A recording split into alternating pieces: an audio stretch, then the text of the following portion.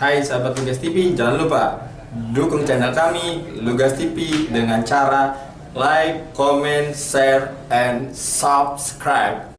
Baik, assalamualaikum warahmatullahi wabarakatuh. Selamat sore sahabat Lugas TV dimanapun anda berada. Sore yang ceria, cerianya mendung ini, mendung agak-agak gelap ini. Saya mendatangi salah satu mungkin apa ya, dibilang budayawan mungkin ya, atau yang mengetahui lah sejarah-sejarah yang ada di kota Cilegon ini.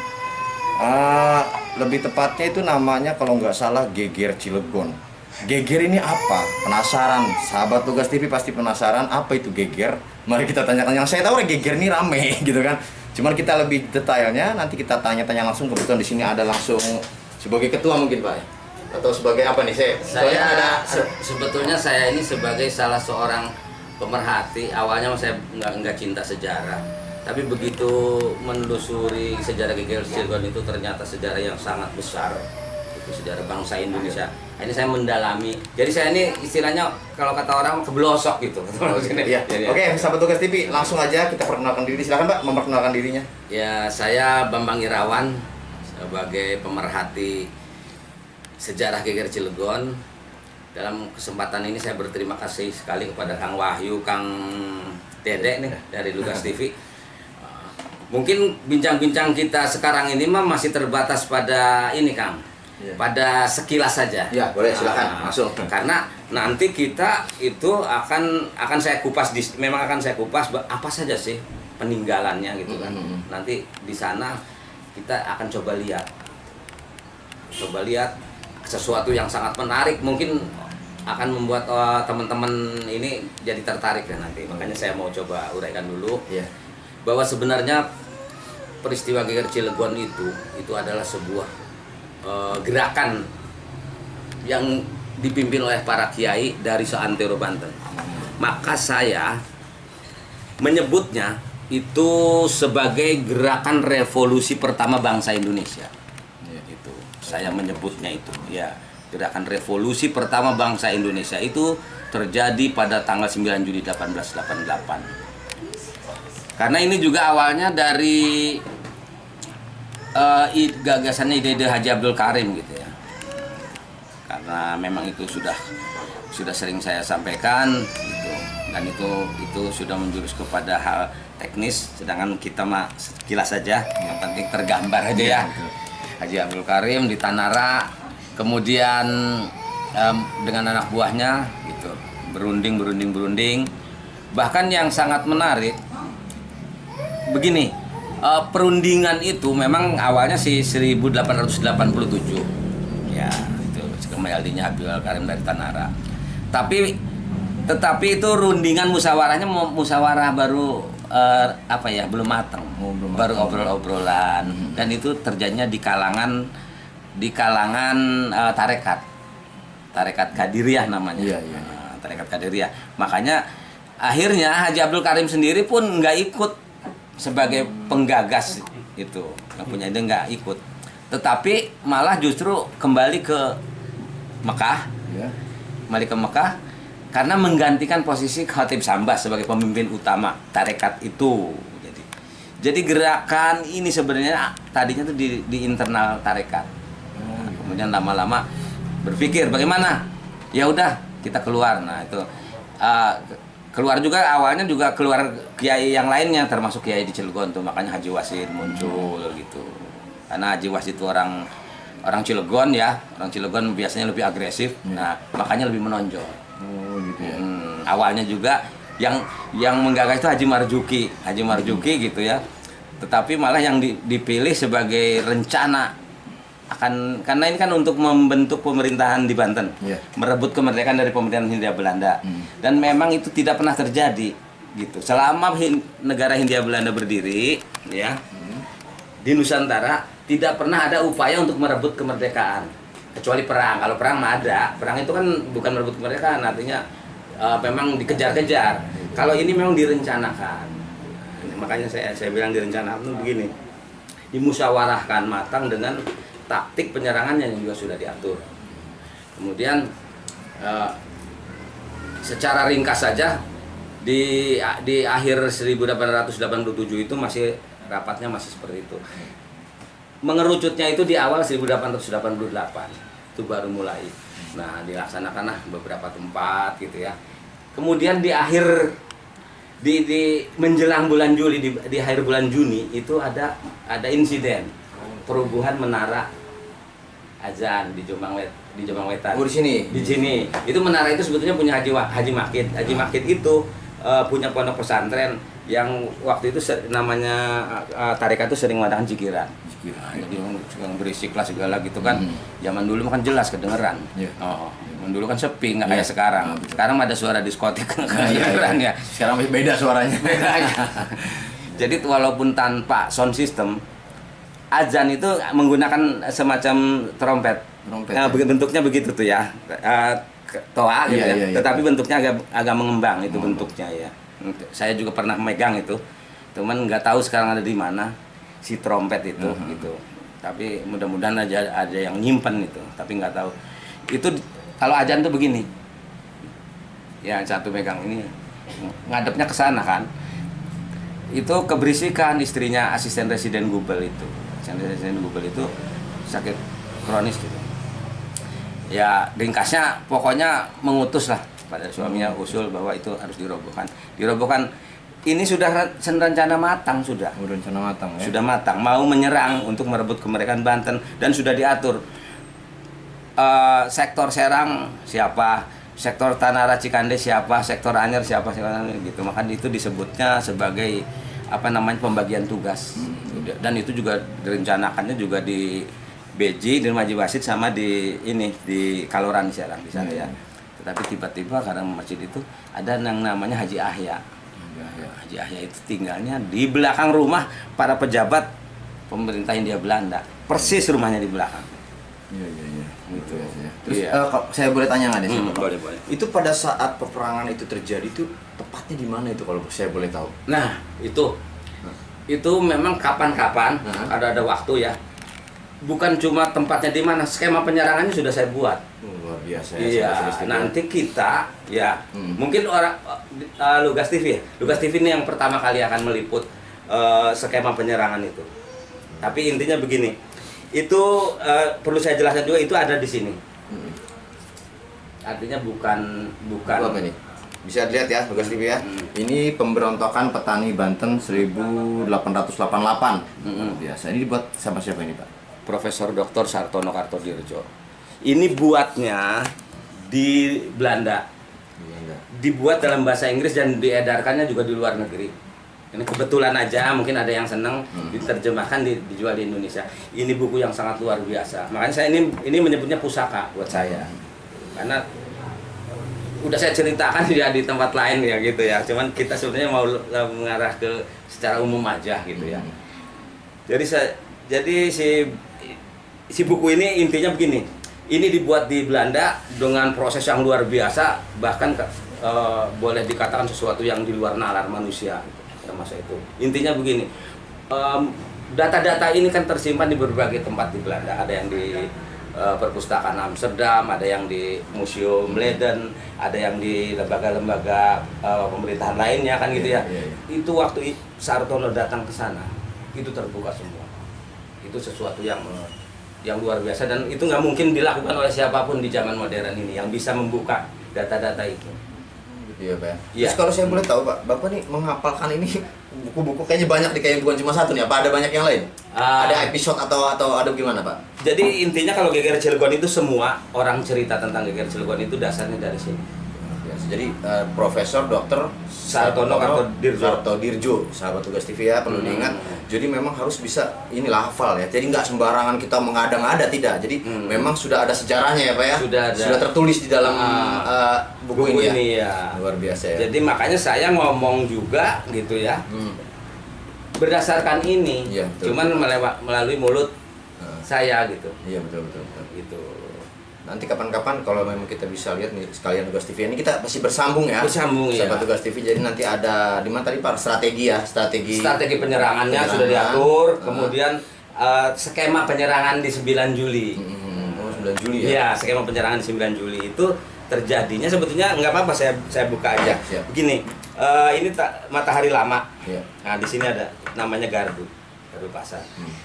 Semua pasukan itu kan yang dari selatan, yang selatan itu Arjawinangun, Waringin Kurung, Cibeber, Saneja, berkumpulnya di Saneja. Seneja ya, Iya, Seneja itu ya. Iya, Saneja. Kalau dari utara itu ya pasukannya yang dipimpin oleh Haji Wasid itu, termasuk yang dari Kaligandu gitu.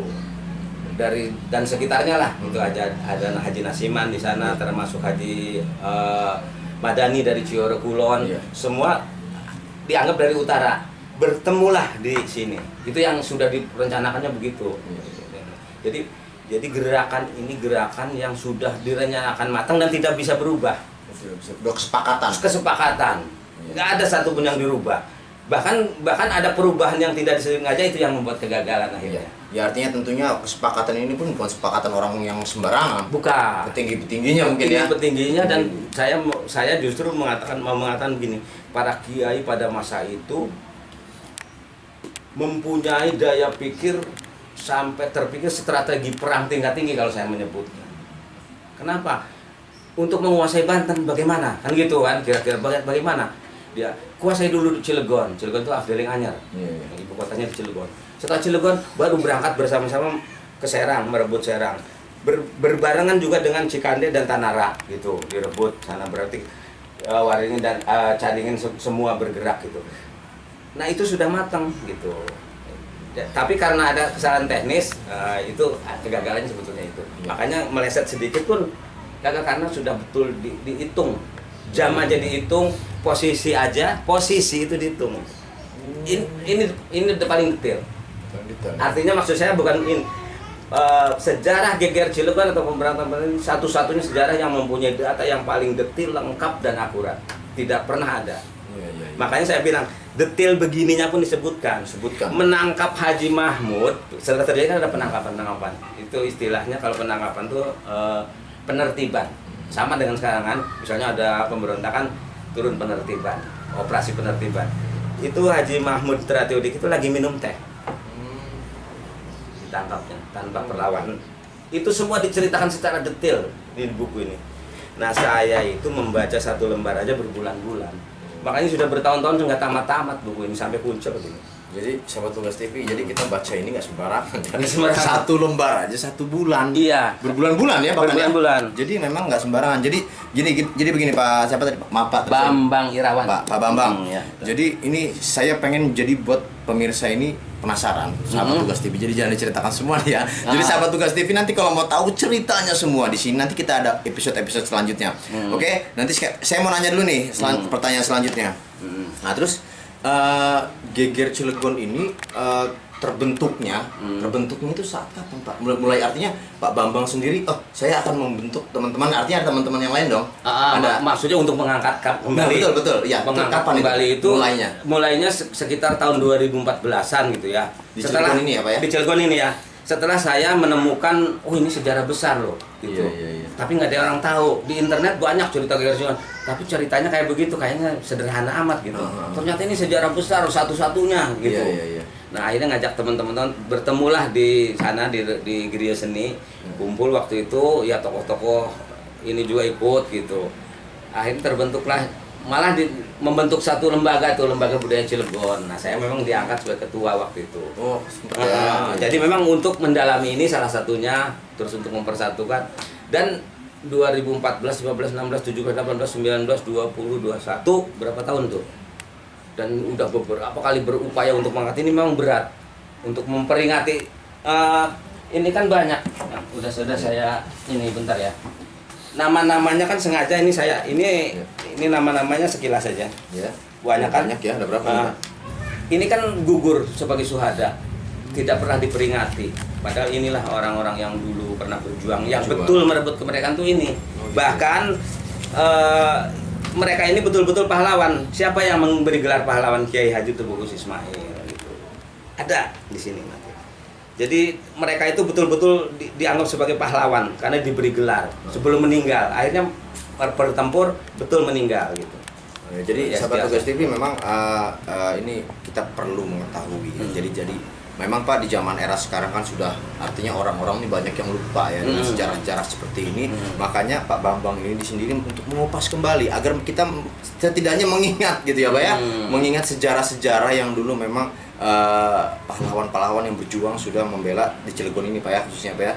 Di Banten. Banten Ya, dan di artinya yang ada di Cilegon juga pastinya termasuk Pak. yang di Cilegon. Jadi artinya betul. memang di zaman era sekarang ini kan sudah banyak teknologi nih Pak ya, teknologi zaman jam maju lah gitu.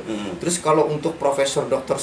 Sartono Kartodirjo ini dia di internet pun mungkin ada Pak ya? Di internet ada. Ada juga Ada ya? di mana-mana ada. Banyak ini. Tapi Bapak sendiri Bukunya juga dijual di mana-mana. Oh gitu ya? Tetapi saya perhatiin orang membaca ini kayaknya banyak yang kelewat. Nah, itu Kalau dia. saya perhatiin. Nah, itu dia makanya Karena baru saya pertama kayaknya mengatakan begitu ya. betul. Ya. Makanya saya perhatikan kayaknya lebih lengkap di buku sepertinya Pak ya. Ini udah ada semua yang Iya, saya ceritakan. artinya daripada di internet gitu loh Pak. lebih lengkap di buku. Nah itu dia makanya jadi dengan era zaman sekarang ini kan banyak yang terpotong-potong khawatirnya ya Pak Iya. ya.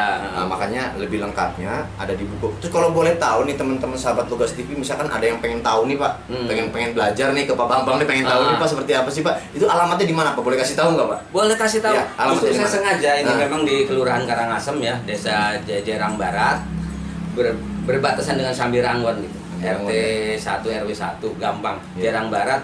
Terus patokannya ada SDN Jerang Barat ke sana. Kemudian bisa dilihat di Google Google Map Map juga. ya, Jarang Barat. Jadi nanti mungkin sahabat Lugas TV pun bisa ke kantor Lugas, ke kantor kami untuk mengetahui posisi Pak Bambang. Misalkan ada yang pengen tahu lebih dalam lah tentang sejarah-sejarah ya Pak ya, Iya. di Banten ini. Dan jangan lupa sahabat Lugas TV nanti rencananya kalau tidak salah nih Pak Bambang, saya pengen tahu apa benar sih Geger Cilegon ini akan rencana membuat film-film sejarah, ada rencana ke situ nggak Pak? Next ke depannya nih. Mudah-mudahan sih, karena saya berharap, Iya. dan itu kelihatannya kemarin sudah mulai disambut sama teman-teman gitu. Bahkan kalau nggak salah kemarin sudah ada pembentukan kepanitiaannya Luar biasa. dalam rangka memperingati 9 Juli 1888. Artinya para syuhada ini baru akan diperingati.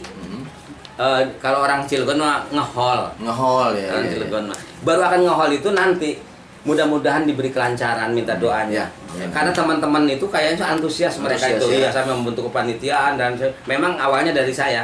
Nih, kata saya kasihan. Oh, gitu. Ini terkubur bersama jasadnya. Tidak ada yang ingat satupun. Itulah. Yang ingat itu hanya Ki Wasit, itu pun keluarganya yang merayakan setiap tahun, anak keturunannya. Tetapi ini sekian banyak ini kan tidak ada yang memperingati. Awalnya itu mereka akhirnya antusias. Iya, Nah, iya. alhamdulillah saya juga melihat mendengar kabar kemarin udah mau mendekati final katanya. Iya. Alhamdulillah saya bersyukur ya. Iya. Karena ini dari beberapa tahun yang lalu saya berjuang untuk ini nggak pernah terlaksana. Baru mau Ya, alhamdulillah dirayakan kalau gitu. disambut gitu ya. Luar biasa Pak. Terus nanti kira-kira ada nggak Pak tadi saya pertanyaan tadi itu kira-kira ada nggak rencana untuk buat film pendek tadi itu ada ya Pak ya? Kalau saya menyarankan bukan film pendek. Apa itu? So? Film box office apa istilahnya yang kalau beredar Sampai habis di luar negeri itu Ah. yang kelas-kelas luar negeri gitu ya, karena ini bukan film kalau dibuat film Bersambung gitu. klasifikasi sederhana Ah. sayang Sayang ya. ini harus menjadi film kolosal yang besar yang tingkat internasional gitu. Iya, Iya, iya. terus juga jangan kita yang garap, harus Iya. orang-orang luar negeri yang garap. Iya. Kecuali naskah skenario-nya boleh nanti saya yang bikin. Iya. Nah, serahkan kepada mereka sepenuhnya karena mereka lebih berpengalaman di dalam membuat film. Iya, betul. Film itu harus hebat, ditonton orang itu mau Iya, betul. kagum. Imajinasinya yang bagus Pak. Oh, Artinya dan membuat teknisnya juga. Ya. Iya, itu. Kira-kira itu. Nah, itu sudah saya sampaikan ya. Kalau yang film-film pendeknya sih saya udah nonton sering. Iya. Ada. Iya. Ya, itu. Udah ada ya Pak. Udah ada itu Terus sering. kalau ini Pak peninggalan itu ada nggak Pak? Peninggalan barang-barangnya gitu yang Bapak ada.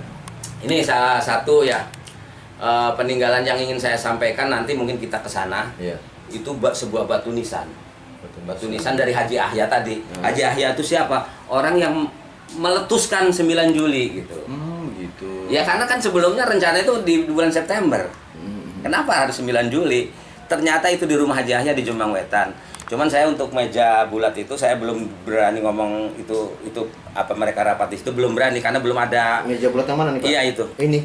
Saya belum berani menyampaikan apa-apa. Oh ini Pak. Itu karena Bisa dilihat ya sahabat Tugas TV ya. cuman ya saya belum berani itu apakah waktu itu dipakai rapat untuk menentukan 9 Juli atau enggak gitu. Ya karena masih ada simpang siur nanti. Jadi sahabat Lugas TV bisa lihat di belakang saya ini banyak tulisan-tulisan. Ini Pak Bambang yang nulis. Jadi maksudnya Yes. begini, sejarah Geger Cilegon itu sebagai tonggak sejarah bangsa Indonesia. Jadi sejarah itu tidak penting kalau buat mata pelajaran, nggak ada artinya. Iya.